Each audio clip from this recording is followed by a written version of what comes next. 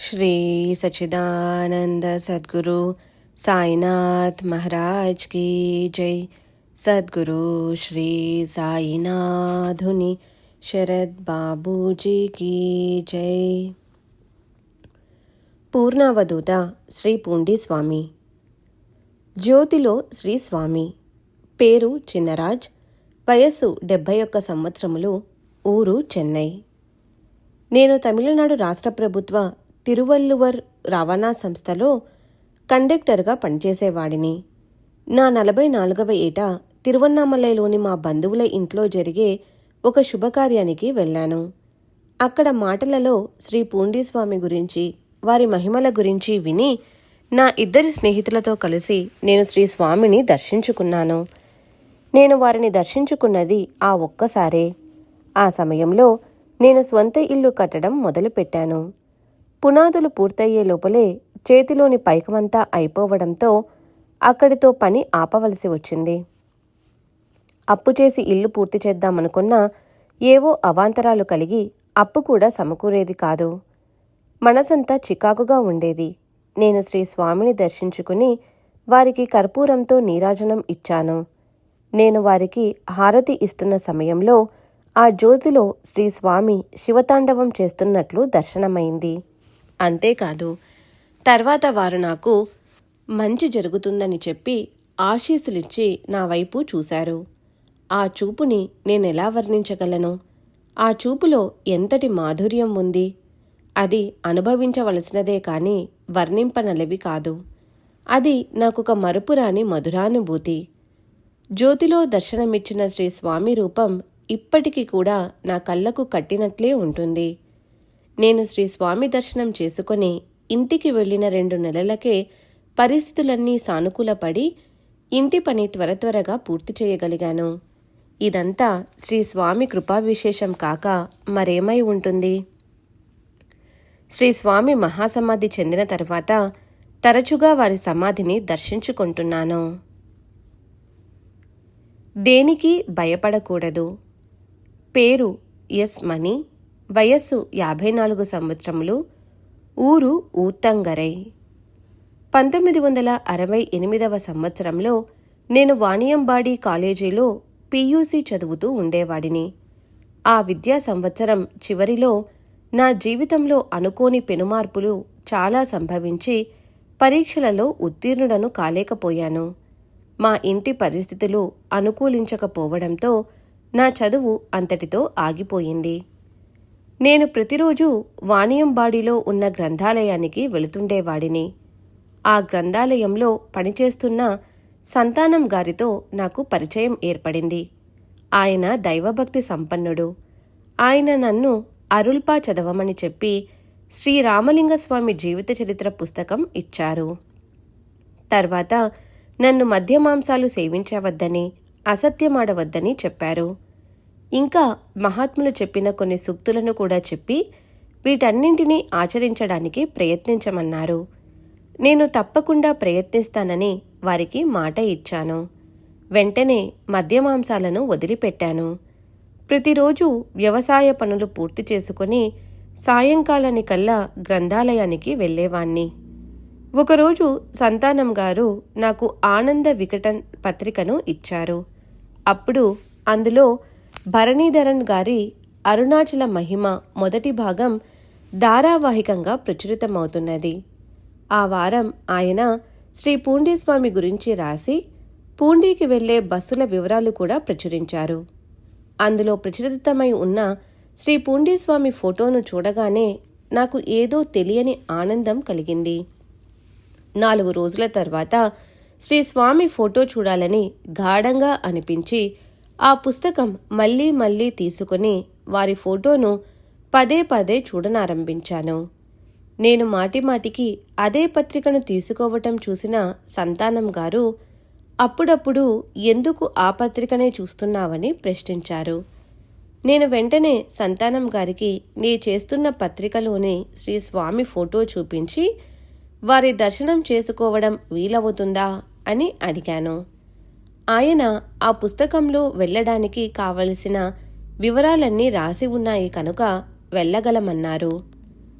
ఒక వారం రోజుల తర్వాత శ్రీ స్వామి దర్శనానికి బయలుదేరి ముందుగా తిరువన్నామలై వెళ్ళి అక్కడి అరుణాచలేశ్వరుణ్ణి సేవించుకొని పూండికి వచ్చాను. శ్రీ స్వామికి సమర్పించుకుందామని అరటి పండ్లు సిగరెట్టు తీసుకుని వారి సన్నిధికి చేరాను. భక్తులందరూ లైన్లలో వెళ్ళి శ్రీ స్వామిని దర్శించుకుంటున్నారు. వారికి శ్రీ స్వామి ఆశీస్సులతో ఊది పెడుతున్నారు. నాకు ఇంతకు మునుపు ఏ మహాత్ములను దర్శించుకున్న అనుభవం లేదు. అందుకేనేమో అంతా కొత్తగా అనిపించింది. నేనెక్కడ జరుగుతున్నదంతా ఒకచోట కూర్చొని చూస్తూ ఉన్నాను. నేను శ్రీ స్వామి వైపు చూశాను. వారి దృష్టి నాపై పడింది. శ్రీ స్వామి దృష్టి ఒక మెరుపులాగా మెరిసింది. వారు నా వంక తల పంకిస్తూ తీక్షణంగా చూశారు. ఆ చూపు నా అంతరంగంలో సూటిగా గుచ్చుకున్నట్లయింది. వారలా నాపై 4-5 సార్లు దృష్టి సారించారు. దానితో ఒక్కసారిగా నా శరీరమంతా కంపించింది. చెమటలు పట్టి మూత్ర విసర్జన, వీర్యస్ఖలనం సంభవించాయి. ధైర్యమంతా కోల్పోయినట్లయి ఇక అక్కడ ఉండలేక ఏటిలోకి వెళ్ళి శుభ్రపరుచుకొని ఇక స్వామి సన్నిధికి ఎప్పుడూ రాకూడదు అని నిర్ణయించుకున్నాను. మనసంతా వికలమైంది. వెంటనే విల్వారిణి శ్రీ సుబ్రహ్మణ్య స్వామి దర్శనానికి వెళ్ళి వారిని దర్శించుకొని ఇంటికి వెళ్ళాను. 10 రోజుల తర్వాత తిరిగి గ్రంథాలయానికి వెళ్ళాను. శ్రీ పూండి స్వామిని గూర్చి ప్రచురించిన ఆనంద వికటన్ పత్రిక ఒక కాపీ ఎక్కువగా ఉన్నదని, అందువలన దానిని నన్ను తీసుకోమని చెప్పి సంతానం గారు ఆ పత్రిక ప్రతిని నాకందచేశారు. అప్పుడు నేను పూండిలో నాకెదురైన అనుభవాన్ని ఆయనతో పంచుకున్నాను. అప్పుడు వారు ప్రేమగా, పిచ్చివాడా, శ్రీ స్వామి అలా చూశారంటే దానికి గట్టి కారణమేదో ఉండే ఉంటుంది. మహాత్ముల నైజం మనకు తెలియదు. బహుశా వారు నీలో ఉన్న చెడును తొలగించడానికి అలా చూసి ఉండవచ్చు. ఖచ్చితంగా వారికి నీకు మధ్య ఏదో రుణానుబంధం ఉన్నది. వెంటనే వారి దర్శనానికి వెళ్ళు అని నన్ను పూండికి వెళ్లేందుకు ప్రోత్సహించారు. శ్రీ పూండి స్వామి అరుగుమీద కూర్చున్న తర్వాత అక్కడ నుంచి ఇక లేవనే లేదని, ఆహారం కూడా పసిబిడ్డకు వలె నోటిలో పెట్టి తినిపించవలసినదేనని, వారు మలమూత్రాదుల విషయంలో కూడా పసిబిడ్డకు మళ్ళే ఉంటారని, వారి మలమూత్రాదులు సుగంధ వాసనలు వెదజల్లుతుంటాయని, ఇలా ఇంకా వారి మహిమలో అనేకం విని నా మనసులో అందరూ చెప్పుకునే ఈ మాటలు నిజమా కాదా అనే మీమాంస మొదలయింది. అయితే వెంటనే అలా సంశయించడం నాకు సమంజసం కాదనిపించింది. మొదట వెళ్ళి శ్రీ స్వామిని దర్శనం చేసుకుంటే మంచిదనిపించింది. 4 రోజుల తర్వాత పూండికి బయలుదేరగలిగాను. శ్రీ స్వామి కోసం సిగరెట్టు, అరటిపండు తీసుకున్నాను. శ్రీ స్వామి సన్నిధిని చేరి వారికి నమస్కరించుకుని వారి నోటిలో సిగరెట్టు ఉంచి అరటిపండు వారి పాదాల చెంత పెట్టాను. శ్రీ స్వామి సిగరెట్టు వెలిగించమన్నారు. నేను వెలిగించాను. వారు నా వంక చిరునవ్వుతో చూసి నాకు ఊదీ పెట్టారు. నా వెనుక క్యూలో ఉన్నవారు నన్ను తొందర పెట్టడంతో అక్కడ నుంచి వెంటనే వెనుదిరిగి రావలసి వచ్చింది. తర్వాత మా కుటుంబంలో ఎన్నో సమస్యలు ఎదురయ్యాయి. వికలమైన మనస్సుతో నేను పూండికి వచ్చి శ్రీ స్వామి దర్శనం చేసుకున్నాను. శ్రీ స్వామి చిన్నగా నవ్వుతూ, భయపడవద్దయ్యా, దేనికి భయపడకూడదు అంటూ ఊది పెట్టారు. తర్వాత 20 రోజులలో మా తల్లి మరణించింది. మా ఇంట్లో తీరని వెలితి ఏర్పడింది. ఇక నాకు ఇంట్లో ఉండటం కష్టమనిపించి 70 రూపాయలు తీసుకుని ఇంట్లో ఎవరికీ చెప్పకుండా బయలుదేరాను. కేరళ వెళ్ళి అక్కడ అయ్యప్ప స్వామి దేవాలయ పరిసరాలలో సాధు జీవితం గడపాలని నా ఉద్దేశం. కేరళ వెళ్లే ముందు శ్రీ పూండి స్వామి ఆశీర్వచనాలు తీసుకుని వెళ్లాలని తలచి పూండికి శ్రీ స్వామి సన్నిధికి వెళ్ళాను. శ్రీ స్వామి నా వైపు అసలు చూడలేదు. ముఖం ప్రక్కకి త్రిప్పేసుకున్నారు. నేను అటువైపు చూస్తే ఇటువైపు, ఇటువైపు చూస్తే అటువైపు తల తిప్పుకుంటున్నారు. నా వెనుక ఉన్నవారు నేను ఏదో అపచారం చేసినట్లున్నానని, అందువలనే శ్రీ స్వామి నన్ను చూడటానికి కూడా ఇష్టపడటం లేదని అంటూ త్వరగా వెళ్ళమని నన్ను క్యూలో ముందుకు తోశారు. నేను మౌనంగా వెళ్ళి శ్రీస్వామికి ఎదురుగా కూర్చున్నాను. నాకు పట్టరానంత దుఃఖం కలిగింది. శ్రీస్వామి మాత్రం నా వైపు చూడనే లేదు. అంతటితో నాకు ఇల్లు వదిలి వెళ్ళాలన్న ఆలోచన అంతరించింది. సన్యసించడం గురించి ఆ పైన ఇక ఆలోచించదలుచుకోలేదు. ఒకసారి శ్రీస్వామిని దర్శించుకునేందుకు పూండికి వెళ్ళాను. అక్కడ శ్రీస్వామి సందర్శనార్థం ఉన్న పెద్ద క్యూలో నిలుచున్నాను. ముందు వెళ్ళిన వారిలో తిరుమలకు వెళ్ళి వచ్చిన భక్తులెవరో శ్రీస్వామి ముందు ఉన్న పళ్ళెంలో తిరుమల నుంచి తెచ్చిన 7-8 నల్ల దారాలను పెట్టి వెళ్ళినట్లున్నారు. శ్రీస్వామి ఆ దారాలను ఊదితో కలిపి తమ చేతిలో పట్టుకొని నా వంతు వచ్చే వరకు చాలాసేపు అలాగే ఉన్నారు. నా ముందర ఉన్న భక్తులు ఆ దారాలను ఇవ్వవలసిందిగా శ్రీస్వామిని కోరినా వారు ఎవ్వరికీ వాటిని ఇవ్వలేదు. నా వంతు రాగానే నేను శ్రీస్వామికి నమస్కరించుకున్నాను. వెంటనే శ్రీస్వామి తీసుకో అంటూ ఆ దారాలనన్నింటినీ ఊదీతో సహా నాకిచ్చారు. ఆ దారాలను నేను అతి జాగ్రత్తగా దాచుకున్నాను.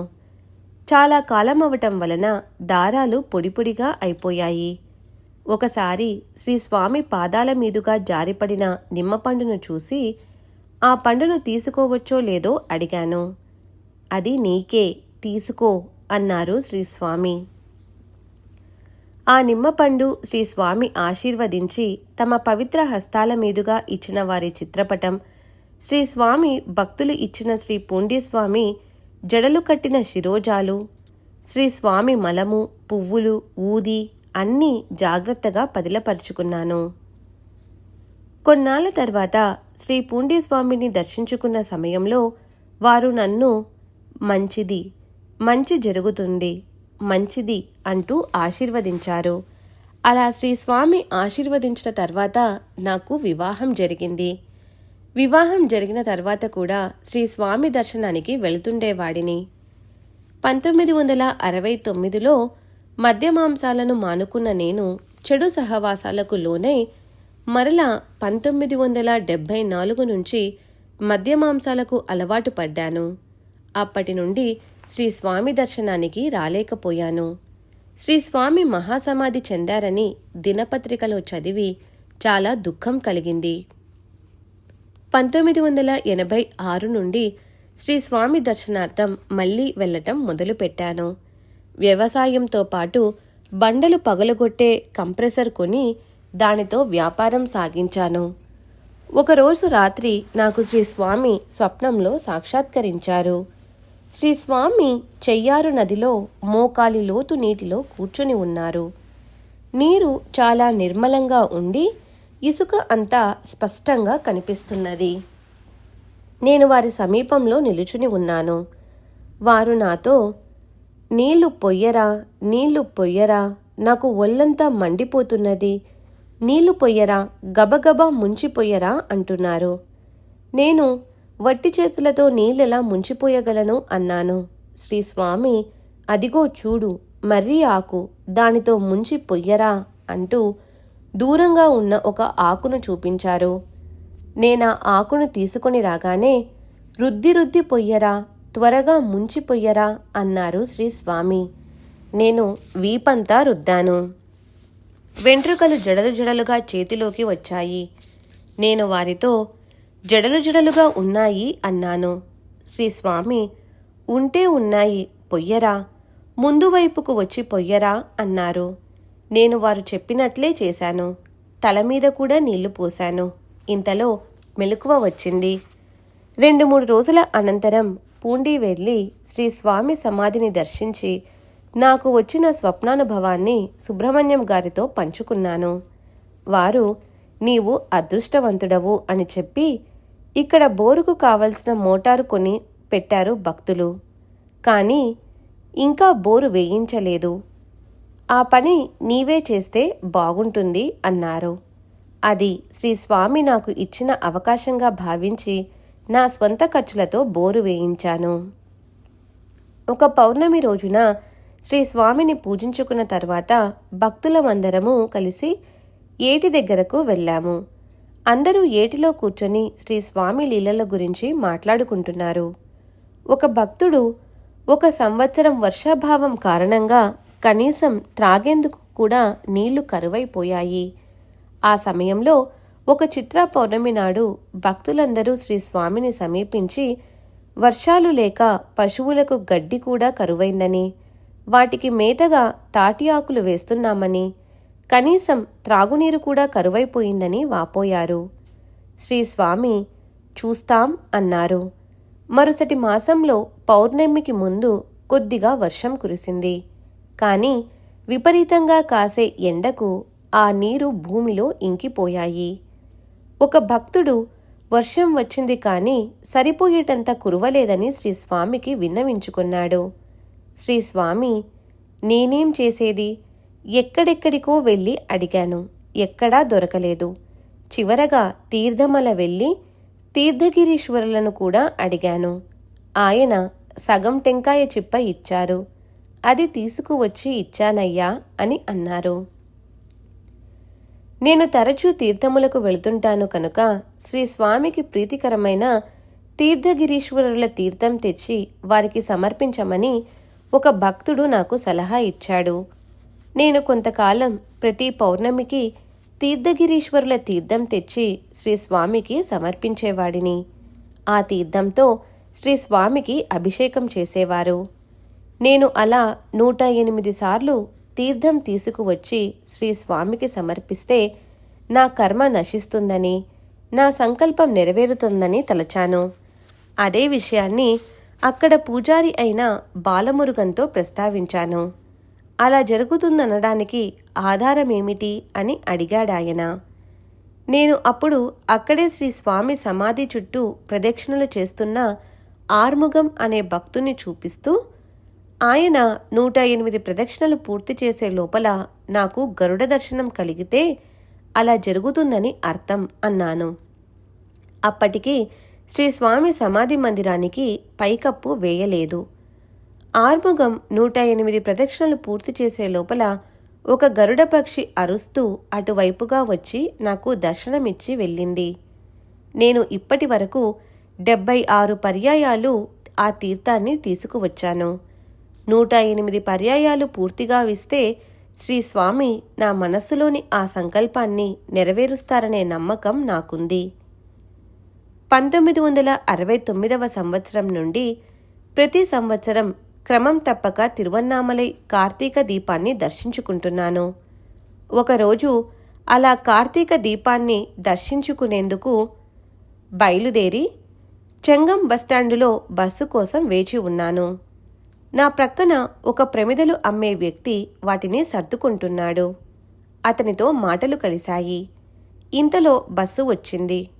అతను, పూండీస్వామి దర్శనార్థం వెళ్ళాలనుకుంటున్నావు కదా, ఈరోజు కార్తీక దీపం, ఒక 10-20 ప్రమిదలు తీసుకొని శ్రీస్వామి సన్నిధిలో దీపాలు వెలిగిస్తే బాగుంటుంది అన్నాడు. అతనలా అనటంతో నేను 30 ప్రమిదలను కొన్నాను. పూండీలో శ్రీస్వామి సన్నిధికి చేరాను. సుబ్రహ్మణ్య స్వామి ఆర్ముగం అనే భక్తునితో, నిన్ను నమ్మి నేను ప్రమిదలు తేలేదు. ఇప్పుడు సాయంత్రం 3 గంటలయ్యింది. ఈ సమయంలో వాటి కోసం నేనెక్కడికి వెళ్ళను అంటున్నారు. అదే సమయానికి నేను తెచ్చిన ప్రమిదలను వారి చేతికి అందించాను. వారు విస్మయంగా నా వైపు చూశారు. సకాలంలో ప్రమిదలిచ్చినందుకు సంతోషపడ్డారు.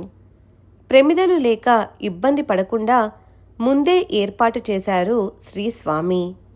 అప్పటి నుండి ప్రతి కార్తీక పౌర్ణమికి ప్రమిదలను, ఒత్తులను తీసుకువెళ్ళి శ్రీస్వామికి సమర్పించి తరువాత గిరిప్రదక్షిణకు వెళ్ళేవాడిని. శ్రీస్వామి నాకు ఎన్నో అనుభవాలనిచ్చి వారి స్మరణలో నేను ఉండేలా అనుగ్రహించారు.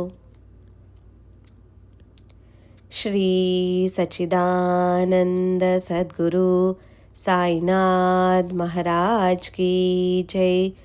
సద్గురు శ్రీ సాయినాథుని శరత్ బాబూజీ కీ జై.